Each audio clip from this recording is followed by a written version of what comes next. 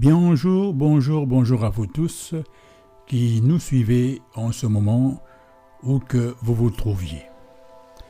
Comme annoncé, nous allons donc démarrer avec notre cours de Lingala pour tous.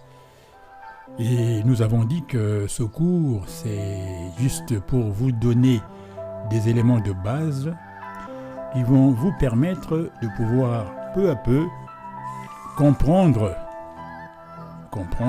les enseignements que Papa Ebale Mbongue donne en Lingala, puisque, comme nous avions dit hier, c'est Dieu lui-même qui a élevé la langue Lingala, c'est-à-dire la langue de son envoyé, selon le milieu où il était né.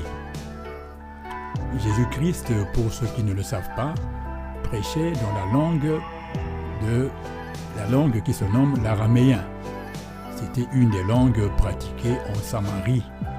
C'est la région où Jésus-Christ était né. Pour le cas de Papa Ebale Mbongue, lui, il est né à Momboyo, dans la région de l'Équateur, précisément dans le pays qu'on nomme aujourd'hui République démocratique du Congo. Et dans la région où il est né, la langue véhiculaire la plus parlée, c'est le Lingala. Et comme il a essentiellement fait sa mission dans la ville de Kinshasa, qui est la capitale du Congo, vous remarquerez que Papa Ebale Mbongue parle non pas un Lingala classique, mais un Lingala adapté à la compréhension des gens de Kinshasa. Si bien que dans son parler, il y reprend très souvent des termes français, parce que le Lingala de Kinshasa, c'est un peu une espèce de mélange entre le Lingala lui-même et d'autres langues auxiliaires. Et comme le français, c'est la langue qui a été officialisée, étant la langue officielle de l'administration, eh bien, à Kinshasa, on parle un Lingala composite. Ce n'est pas le Lingala pur. Mais nous allons essayer, dans la mesure du possible, de vous donner les bases pour que vous puissiez, où que vous vous trouviez, vous puissiez appréhender avec beaucoup plus d'aisance les rudiments de la langue Lingala. D'abord, il est un complexe dont nous devons tous nous départir, parce que cela a souvent été répété, du fait même de la colonisation, alors que nos ancêtres ne s'en sont pas plaints. Eh bien, il n'y a aucune langue qui soit pauvre par rapport à d'autres. Toutes les langues sont suffisantes selon la culture du milieu. Étant donné que c'est Dieu lui-même qui a inspiré les langues, Dieu ayant tout créé avec la parole, il se fait qu'avec la parole, il donne une identité aux choses. Il fait exister les choses. Ainsi donc, quand quelqu'un veut penser à quelque chose, il est obligé de lui donner une identité. Il est obligé de identifier cette chose. C'est ainsi que naissent des mots. Si vous voyez, prenons le cas du train, à l'époque coloniale, lorsque Stanley est arrivé au Congo, il était au Congo central et qu'on a commencé à construire le chemin de fer, les originaires du Congo central, eux, ont donné un nom à ce train. Ils l'ont nommé Lukaalu. Lukaalu, c'est quelque chose qui passe. Tandis que ceux qui sont du côté de l'équateur, étant donné qu'ils entendaient le bruit de la locomotive, ils l'ont plutôt nommé, en s'appuyant sur le bruit que fait cette locomotive, ils l'ont appelé Mbunduka.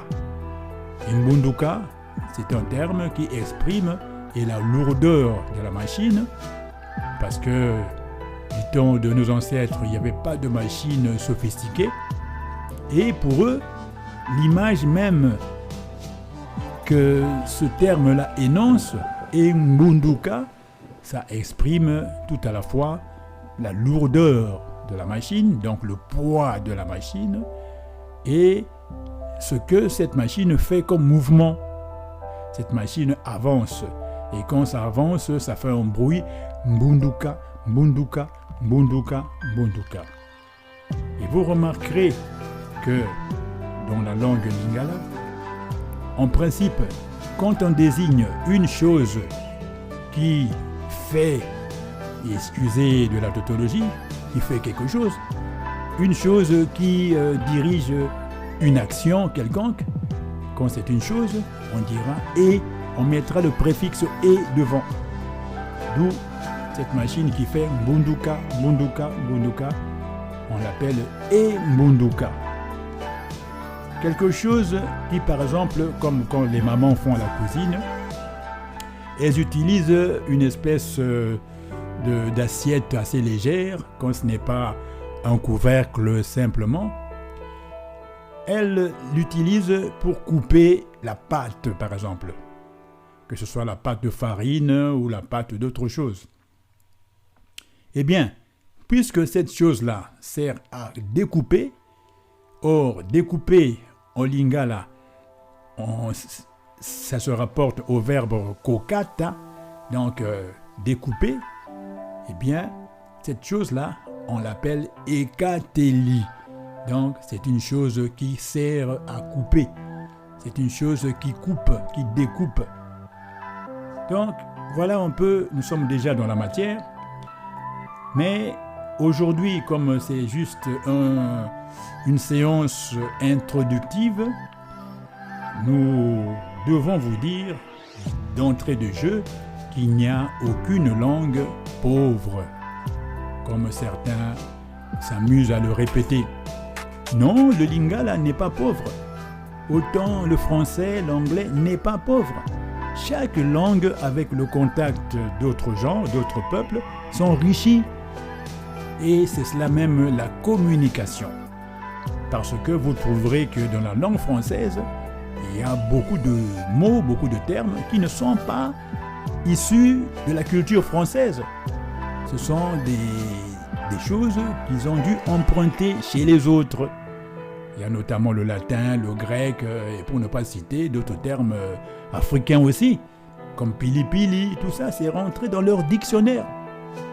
Alors, n'ayons pas de complexe du tout, parce que pour forger un mot, il faut que ce concept soit dans la tête des gens. Ce sont les gens qui conçoivent la chose, qui l'imaginent, et qui, par leur culture, leur façon de vivre, leur façon de ressentir la chose, lui accolent un nom. C'est ainsi que naissent des noms. Nous savons très bien que pour les êtres humains, il y a de ces personnes qui portent des noms de circonstances. Étant donné que le jour où cette personne était née, il y a eu un grand événement, et on va donc rattacher le nom de cet individu à l'événement qu'il y a eu ce jour-là ou à cette époque-là. Par exemple, une famille qui était dans la disette, dans la misère, et puisque à la naissance de cet enfant, il y a eu une bonne nouvelle, c'est-à-dire il y a eu de l'abondance, on pourrait l'appeler par exemple Dieudonné. Bon, ça c'est pour le nom, pour ceux qui ont pris la culture française, mais on pourrait l'appeler Kitoko, ça c'est pour la beauté, ou bref, il y a des noms qui symbolisent la richesse. On va lui donner tous ces noms-là. Voilà, en quelques mots, une espèce d'introduction pour vous dire que pour forger un mot, il y a plusieurs manières de le faire. Autant le lingala l'a fait, les autres langues aussi sont passées par là. Parce que dans le fait que l'être humain porte la parole en soi et que Dieu a créé tout ce qui existe avec la parole, sauf bien sûr l'être humain, nous savons qu'il a pris de la terre, puis il a modelé l'être humain, c'est pas seulement avec la parole, Mais la plupart des choses, Dieu les a créées avec la parole. Il a dit et ces choses-là ont commencé à exister. Ainsi donc, Dieu ayant créé l'être humain à son image, il a aussi insufflé cette capacité de la parole dans l'être humain. Et l'être humain est maintenant capable de pouvoir nommer les choses.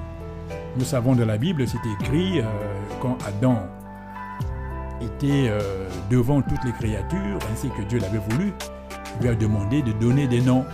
Et c'est Adam qui a dénommé toutes les créatures qu'il y avait dans le jardin d'Éden. Ça, c'est pour la petite histoire. C'est pour vous dire que cette capacité de donner des noms, cette capacité-là, tout être humain, quel qu'il soit, quelle que soit sa peau, sa culture, cet être humain détient cette capacité-là. Ce qui fait qu'il n'y a aucune langue qui soit pauvre. Parce que tant que la chose est imaginée par cet être humain, eh bien, cet être humain va lui donner un nom. Imaginez un peu Dieu que les êtres humains n'avaient jamais vu. Ils n'ont pas attendu la colonisation pour donner des noms à ces dieux. Parce que pour eux, les dieux, c'était quoi? Les dieux, c'était les manifestations qu'ils vivaient, que ce soit le tonnerre, que ce soit l'immensité de la forêt, que ce soit la force de l'eau.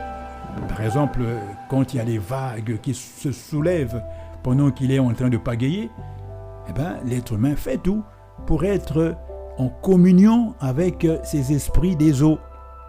D'où nous avons par exemple, dans l'imaginaire, nous avons par exemple connu ce chant que Dieu a récupéré pour les derniers temps. Eh ben, les riverains chantaient déjà Ebalembongue depuis longtemps. Et quand ils chantaient Ebalembongue, ils ne savaient pas que Dieu allait venir au Congo, qu'il y aurait la mission Ebalembongue. Pour eux, ils chantaient en vertu de ce qu'ils vivaient comme épreuve avec les vagues. Et ils avaient intérêt à ce que les vagues se calment. Ils avaient intérêt à ce qu'ils ne fassent pas naufrage. Voilà, en guise d'introduction, c'est quelques explications pour vous expliquer le processus qu'il y a pour créer des mots, les processus qui font que des langues prennent forme et les gens commencent à se parler entre eux, les gens commencent à chercher à se comprendre. Parce que c'est obligé, l'être humain, même s'il était seul, il allait donner des noms aux créatures qui seraient autour de lui. Parce que l'être humain a besoin de se remettre en confiance avec l'environnement, avec la nature. Ainsi donc, dans tous ceux qui font des sciences des langues, tous ceux-là savent qu'il y a plusieurs manières de créer des mots. On peut créer des mots de façon intellectuelle, c'est-à-dire on imagine un concept et puis on donne un nom. On peut aussi créer un mot à partir du bruit, des sons que fait cette chose, la manière dont on ressent cette chose-là par rapport à soi. On peut aussi créer un nom à partir de l'emprunt. On va emprunter chez les autres, donc la chose est déjà faite. Bref, il y a aussi des déformations linguistiques, la manière de parler, de prononcer, qui fait que de nouveaux mots sont en train de naître et cela n'est pas fini. Parce que la langue suit l'évolution de la vie de l'être humain. Ainsi peu à peu, l'être humain est en train, à force d'avancer. Imaginez un peu autrefois, il n'y avait pas eu l'ordinateur. Mais aujourd'hui, nous avons l'ordinateur et tous les êtres humains, où qu'ils soient, sont obligés de donner un nom à cette machine. Parce que quand ils l'utilisent, ils doivent se l'approprier. Alors ils donnent un nom. Et ce nom-là ne doit pas forcément être dans la langue originelle. Ils peuvent aussi transformer ce mot pour l'adapter à leur langue pour qu'ils puissent prononcer facilement le nom de cette machine. Ainsi donc pour ordinateur, étant donné que dans la langue lingala, la lettre R n'existe pas, eh bien, moi je vous propose, au lieu plutôt que de dire ordinateur, ce qui serait difficile à prononcer pour les gens qui sont des lingalaphones, eh bien, ils diraient plutôt ordinatele. Parce que, vous savez, lorsque le nom Marie est arrivé dans la région des gens qui parlent lingala, eh bien, ces gens-là n'ont pas dit Marie avec R. Ils ont déformé ce mot, ce nom-là, et ils se sont mis à dire plutôt Malia. Malia. Il y a même d'autres qui disent Malia. Donc c'est pour vous dire que la lettre R n'existant pas dans le parler de ces gens-là, ben ces gens sont obligés de l'adapter à leur manière de parler. Donc voilà un peu de façon introductive ce que nous pouvons dire sur la naissance des mots, sur la manipulation ou la richesse ou la pauvreté des mots ou des langues. Donc, on est d'accord sur le fait que la langue donne l'identité. La langue donne l'identité et l'être humain est obligé de nommer les choses pour les identifier. Alors, cela étant dit, nous allons commencer à rentrer dans la matière même. Ainsi donc, nous allons vous parler d'abord de la manière de compter. Parce qu'il est en fait que même si une personne ne sait pas lire, où qu'elle soit, elle apprend d'abord à compter. Parce que cette personne est née avec ses 5 doigts, ses 10 doigts. Il y a même les orteils qui servent aussi d'éléments de comptage. Ainsi donc, en lingala, d'abord, tenez compte du fait que la langue lingala, et non lingala, comme certains essayent de prononcer à la française, la langue lingala, l'accent tonique tombe, lingala. Dans cette langue lingala, eh bien, nous avons 4 opérations. L'opération de l'addition, c'est-à-dire ajouter l'une après l'autre, eh bien, cette opération se nomme simplement kobakisa. Kobakisa. Donc, nous avons à tous les coups, pour citer un verbe, pour forger un verbe, nous avons à tous les coups, à l'infinitif, nous avons à tous les coups le préfixe ko. Le ko, c'est un préfixe qui exprime une action. Eh bien, le ko se met devant et le verbe lui-même vient après. Ce qui fait kobakisa. Ainsi donc, pour la première opération, qui en français, c'est l'addition, additionner, additionner, donc c'est ajouter, parce que addition, ça vient du latin ad, c'est aussi un préfixe. Alors en lingala, nous avons kobakisa. Ça, c'est l'addition en français. Tandis que soustraire, c'est se dit kolongola. Kolongola. Et notez qu'en lingala, le préfixe et le mot lui-même sont tous attachés. C'est écrit ensemble. On ne sépare pas ko de longola. On les met ensemble, cela s'écrit ensemble, attaché. Ça fait kolongola, kobakisa.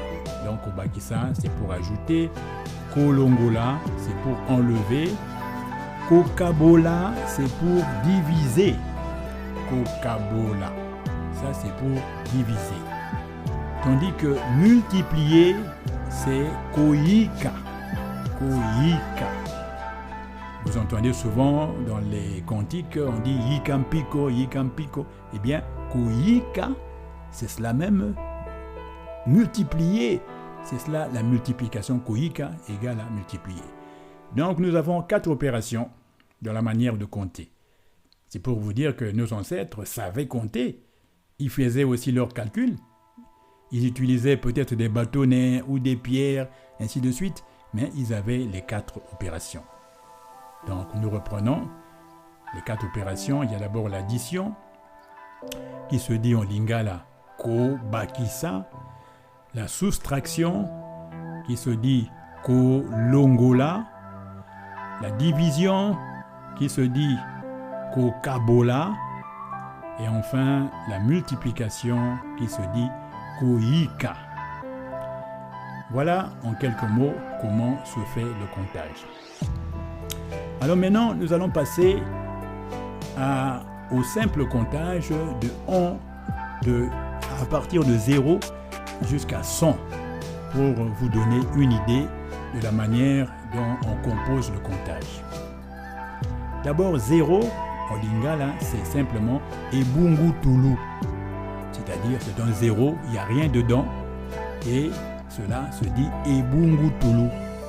À chaque fois qu'il y aura un cercle dans lequel il n'y aura rien dedans, c'est pas plein, il n'y a aucun contenu, on va dire ebungu tulu. Ça c'est pour dire 0. Ensuite, nous passons à 1. 1 se dit moko. Ça c'est pour dire 1. 1 se dit moko. 2 se dit mibale. 3 se dit misato.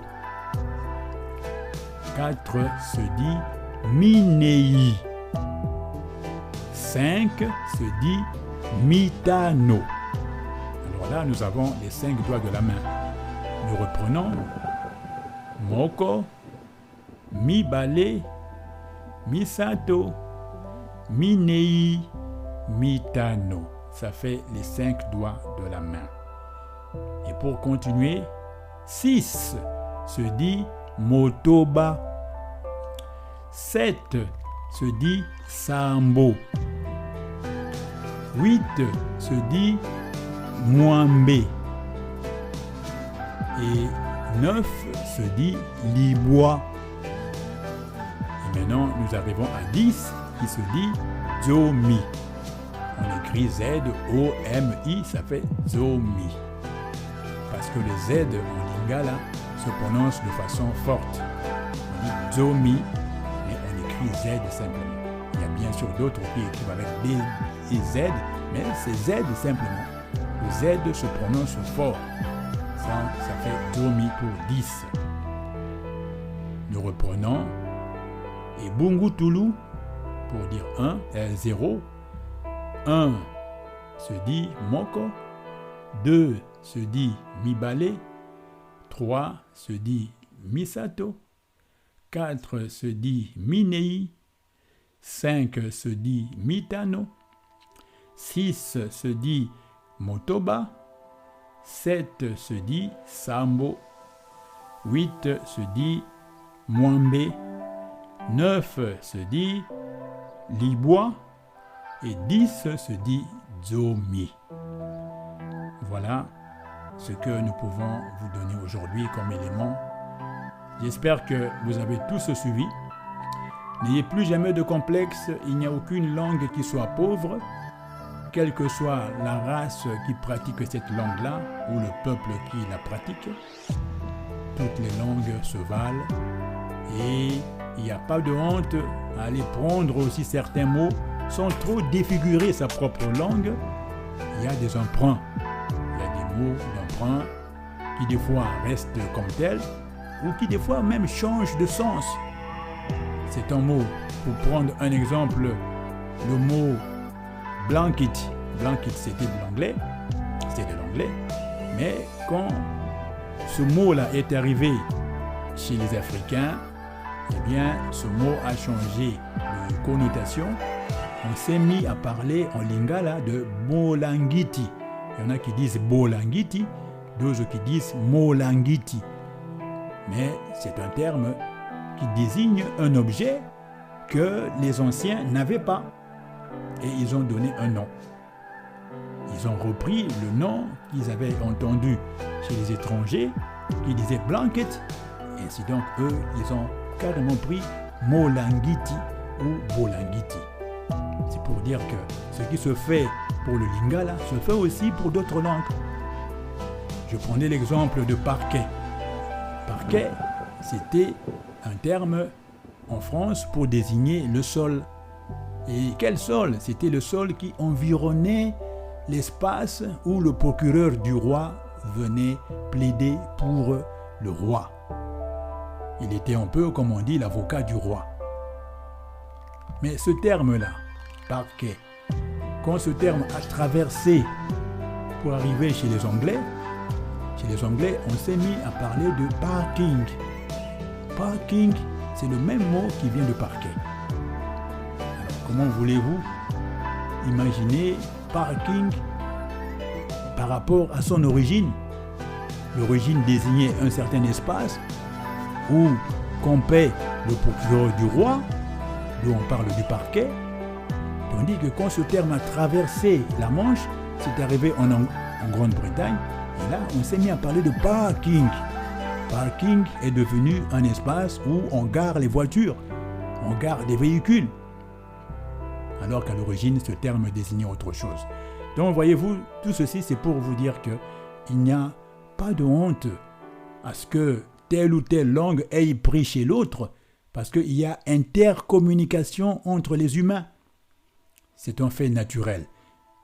Seulement, il arrive que, soit ce peuple récupère ce mot et l'adapte à ses propres réalités pour mieux le prononcer, pour mieux l'utiliser, ou bien encore, ce peuple-là garde le même mot tel qu'à l'origine, mais lui donne une autre connotation. Nous allons nous arrêter aujourd'hui pour cette séance. C'est encore une séance introductive. Donnez-nous vos réactions si cela vous a plu, afin que nous puissions améliorer les choses. Mais sachez que le rendez-vous est donné pour le week-end prochain. Ainsi donc à vous tous, nous vous souhaitons une bonne fin de semaine. Et comme on dit en lingala, botika la malamoué. Voilà.